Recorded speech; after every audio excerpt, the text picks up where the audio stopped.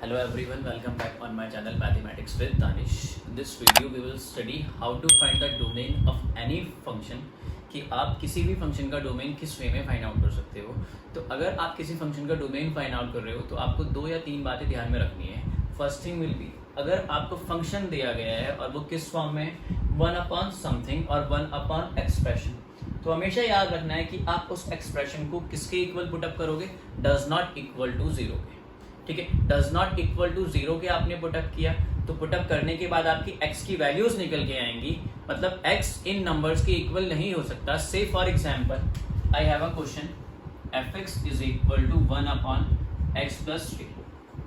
ठीक है, तो ये it is of the form 1 upon expression. तो आपको क्या कर देना है, एक्सप्रेशन को डज नॉट इक्वल टू 0 के इक्वल रखना है। So x plus 3 does not equal to 0। ठीक है, यहां से आपके पास x की वैल्यू निकल के आएगी x does not equal to -3। मतलब x की एक ऐसी वैल्यू है किसमें, फंक्शन के डोमेन में, जिसको मैं फंक्शन में पुटअप करता हूं तो वो क्या होता है, अनडिफाइंड। कहने का मतलब क्या है, आपने 1 अपॉन में x की प्लेस में -3 रखा, -3 plus 3 is 0, 1 upon 0 is infinity which is not defined. तो फंक्शन के डोमेन में वो सभी वैल्यूज होंगी जिसपे आपका फंक्शन डिफाइन होता है। अगर कोई ऐसी वैल्यू या फिर ऐसी वैल्यूज हैं जिसपे आपका फंक्शन अनडिफाइंड है तो उसको आपको सबसे पहले क्या करना है, नेग्लेक्ट करना है।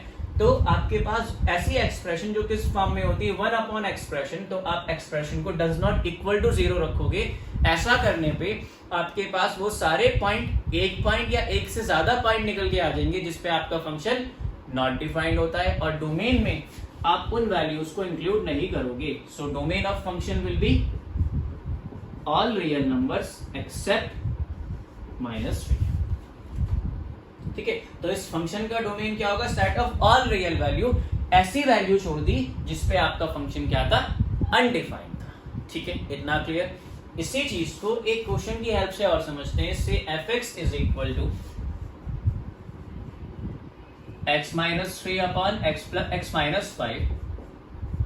It is of the form 1 upon expression. Numerator में 1 नहीं है लेकिन है तो p upon q की फॉर्म ना। तो आपको क्या करना है, ऐसे केसेस देख के डिनोमिनेटर को 0 के इक्वल नहीं रखना। इतना क्लियर। ऐसा करने पे आपके पास x की वैल्यू निकल के आएगी x does not equal to 5। और अगर आप इस चीज को दोबारा से ऑब्जर्व करते हो, मैं ये वैल्यू जब फंक्शन में रखता हूं 5 minus 3 and 5 minus 5, तो 2 upon 0 which is infinity। आपका फिर से फंक्शन क्या हो रहा है, अनडिफाइंड है। तो मतलब मुझे रेंज डोमेन में सभी वैल्यूज आएंगी किसकी, x की, लेकिन वो वैल्यू नहीं आएगी जिसपे आपका फंक्शन अनडिफाइंड है। फंक्शन किस वैल्यू पे अनडिफाइंड है, 5 पे। सो domain of function will be all real numbers accept 5। ठीक है, इतना clear. Please make a now look at question number 3 which is equal to fx is equal to x square upon x square minus 1। तो यहाँ पे ये फिर आपकी कौन सी फॉर्म है, p अपॉन q की फॉर्म और 1 अपॉन एक्सप्रेशन। तो जो डिनोमिनेटर में एक्सप्रेशन है वो 0 नहीं ले सकते, तो क्या करना है आपको, this imply x square minus 1 does not equal to 0। Simplify किया और x की 2 वैल्यूज निकल के आ गई which are equal to +1 and -1। तो यहाँ पे फंक्शन के डोमेन में ऑल रियल नंबर्स में 2 ऐसी वैल्यूज हैं जिसपे आपका फंक्शन क्या है, अनडिफाइंड है। कौन कौन सी, 1 एंड -1। 1 पुटअप करते हैं, 1 of whole square +1 upon 1 of whole square -1, it is equal to 2 upon 0 which is infinity.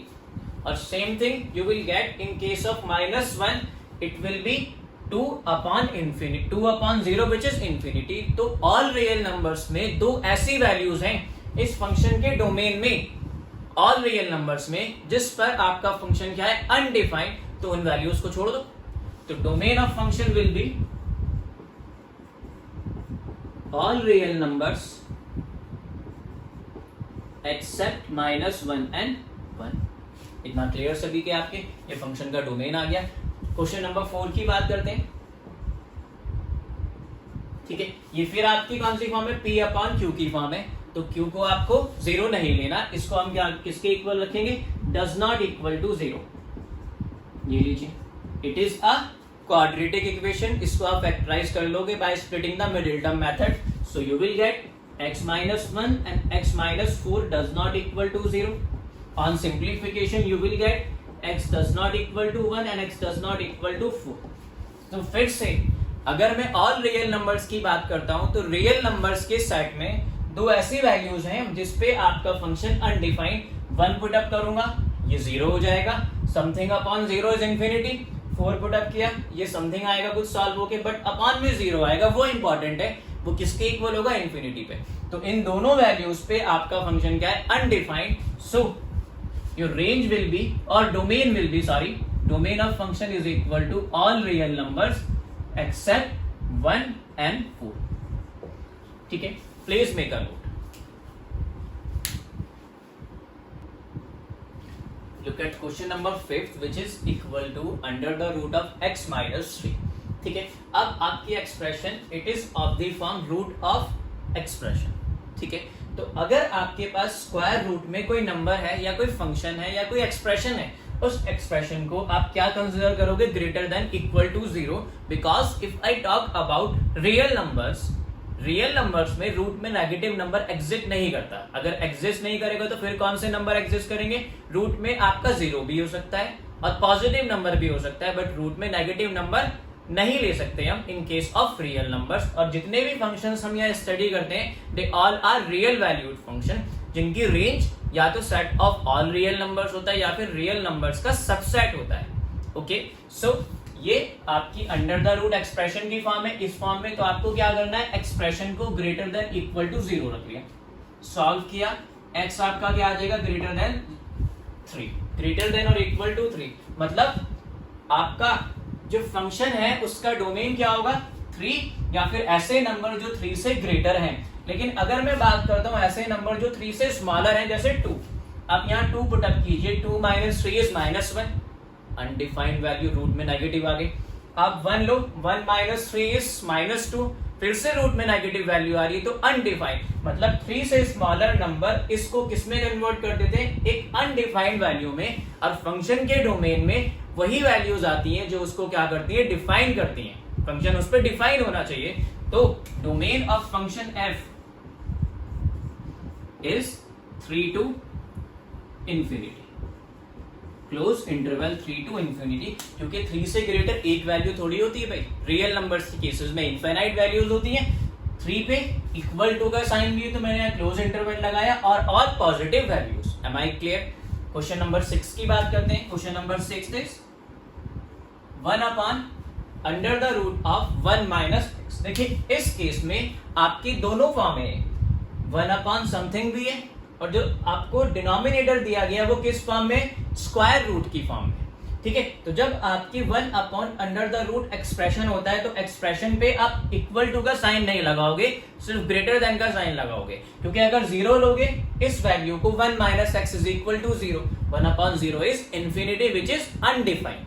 ठीक है, so what you will do, जो एक्सप्रेशन रूट में लिखी है उसको आप ग्रेटर देन इक्वल रखो, किसके, ग्रेटर देन 0 के। अब अगर आपके पास इनइक्वालिटी है, ये इक्वल टू का साइन नहीं है, इट इज इनइक्वालिटी, तो आपको एक चीज का ध्यान रखना है, coefficient of x always be positive.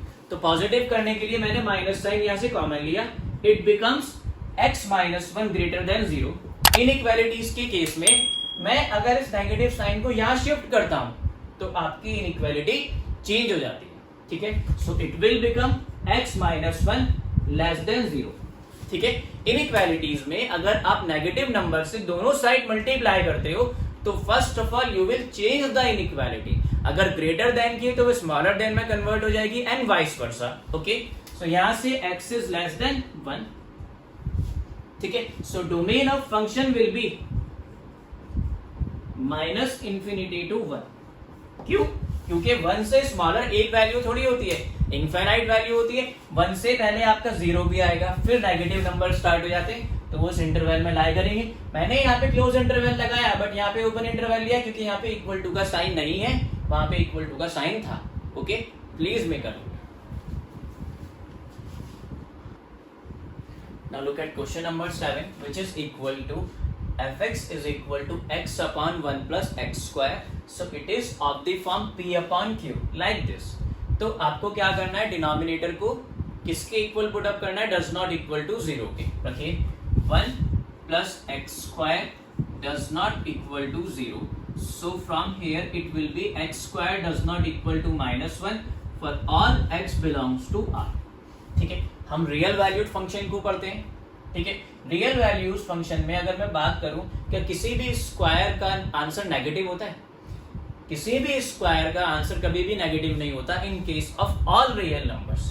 कहने का मतलब ये, तो यहाँ पे कोई भी ऐसा नंबर एग्जिस्ट नहीं करता जो किसको बिलोंग करे, ऑल रियल नंबर्स को, और इसका स्क्वायर भी क्या है, -1. अगर एग्जिस्ट करता तो मैं उस नंबर को ऑल रियल नंबर्स के सेट में से निकाल देता और जो बचते नंबर्स हो क्या आता है, डोमेन आता फंक्शन का. लेकिन यहाँ तो कोई भी ऐसा नंबर नहीं है जिसका स्क्वायर क्या हो, नेगेटिव. तो मतलब कोई ऐसा नंबर नहीं होगा जिसको आपको ऑल रियल नंबर्स के सेट में से रिमूव करना पड़ेगा, और रिमूव करने के बाद आपको डोमेन फंक्शन का क्या हो, ऑब्टेन हो.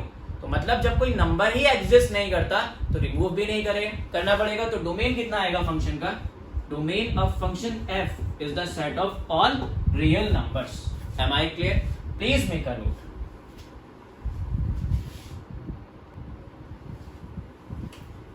आई होप कि इस वीडियो के थ्रू आपको डोमेन फाइंड आउट करना आ गया हो. अगर आपको डोमेन फाइंड आउट करना आ गया तो प्लीज़ मेरे चैनल को सब्सक्राइब कीजिए, इस वीडियोस को आगे अपने फ्रेंड्स के पास शेयर कीजिए, और प्लीज़ वीडियो को लाइक भी कीजिए. एक मेरी रिक्वेस्ट और है आप सब लोगों से, इन वीडियोस को ऐसे स्टूडेंट्स तक पहुंचाइए जिनके पास रिसोर्सेज नहीं है लेकिन वो पढ़ना चाहते हैं, बट रिसोर्सेज की कमी होने की वजह से वो पीछे रह जाते हैं. तो मेरी सभी से एक रिक्वेस्ट है कि ऐसे स्टूडेंट्स तक मेरे इन वीडियोज़ को पहुंचाइए जिनके पास रिसोर्सेज नहीं है, वो पढ़ना चाहते हैं बट रिसोर्सेज नहीं. ये मेरी रिक्वेस्ट है सबसे आपसे.